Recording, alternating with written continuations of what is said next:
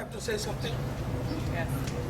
I just want to say that it is such a beautiful situation to see people other than black people here to support the cause, because we are all Americans. Yes. We opened it up with a common thread, a song that we all share. The Constitution, everybody's constitutional right should be afforded to every individual. Whether they're gay, whether they're black, it doesn't matter. We don't have to live everyone's struggle, but we should have empathy for it. I have been so disturbed since I got back from war, especially in 2014, to see the way that police officers are treating citizens every day in our nation. But then you look at the way police are treating American citizens every day, and then today to see a police officer pull a gun on a group of children at a damn pool party. Yeah. It's America needs to wake up. That's all I have to say. This is not what I defended. But it's no wonder that she was treated that way, because it is a reflection of the societal norms that we deal with on an everyday basis. These innocuous stereotypes that all black people are on Section 8 or food stamps when most of us work 2 jobs. I've worked 2 jobs. Racism is a systemic illness, sickness, violence in this country and in this state. And in the city of Dallas, we have police officers who are shooting unarmed, innocent men and women. That's right. It is institutional racism that manifests in police brutality, that manifests in poverty, that manifests in shoddy educational systems and poor neighborhoods over and over and over again. This is happening all over. We all know, right? Over and over again. And what happens afterwards? They get no bill. They throw the charges out. As a black person, I had to learn how to survive in a white world. Yeah. It's time for those of other races, it's time for white people to learn about black people, to learn about black people, to realize that just because somebody is a person of color doesn't mean that they're a threat. I think all of us are creation of God. We are children of God, and we should really try to get to know each other. I love the way this young lady expressed herself, saying that we really need to break these barriers of ignorance. The fear that we have towards one another and these misconceptions is nothing but evil. Is there are people of every race and background and nationality standing here together, arm to arm, not upset with one another, cool with what's going on, having real conversations about race. We can do that. I'm 63. We still need to have this conversation about what it means to be black in America. Right. We're going to have that because it's systemic, as the young lady said, and we can't just keep sweeping it. It's not just the McKinney thing. It's not a Ferguson thing, not a Baltimore, not a New York thing. It is all over the nation. Right. There are good cops, and where were those cops yesterday when they saw that man pulling his gun on kids, throwing around kids, handcuffing kids that had done absolutely nothing? Those cops didn't stand in for those kids. So if there are good cops, then where are they? There is police brutality, but that is not universal. If all police people were bad, we couldn't stand here. Police people are good people. There are a few who are bad apples. That's who we need to focus on. Now, would you like to say a few words? Yes, I would. Thank you. My name is Betsy Freeoff. I live in Plano, just down the road.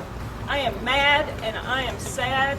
I'm almost 60 years old. This is not the America that I believe in. Where children are around and stepped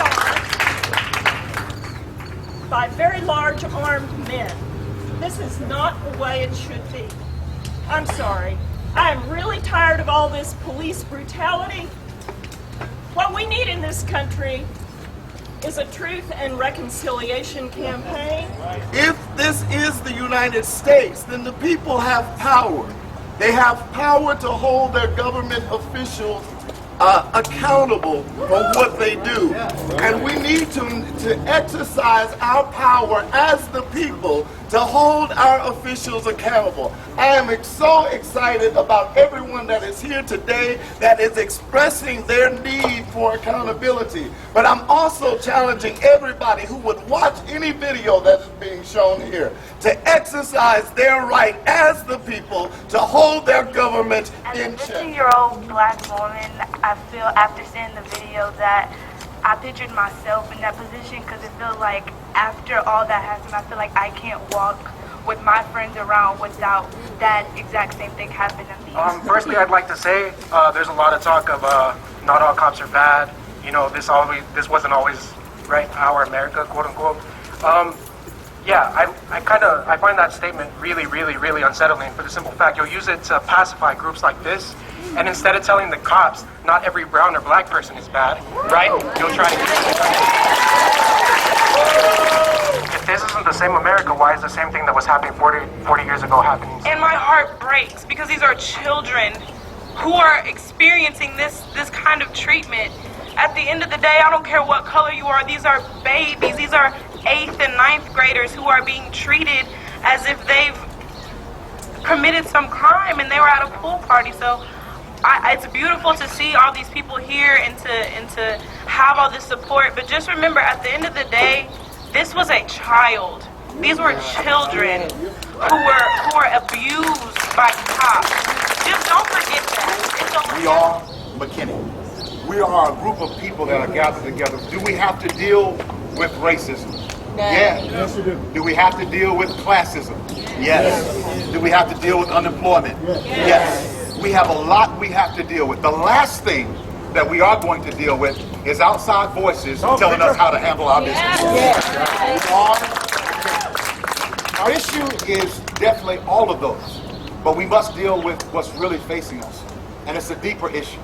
Because if all of us just focus and be mad at one cop, then who's watching the other officers? I have to look at my child every day and give him a speech about how to handle the police. I'm not telling my son that he's not safe in the safest city in America, because we live essentially in the safest city in America. He's not safe from criminals. He's not safe from people who are going to rob him. He is not safe because of the police force.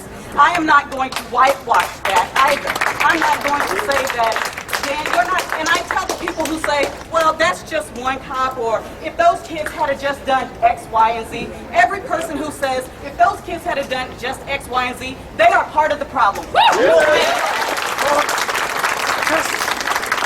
This has been a very peaceful demonstration in the likes of Mahatma Gandhi, Martin Luther King, and Nelson Mandela. Give yourself a hand for expressing your opinions peacefully.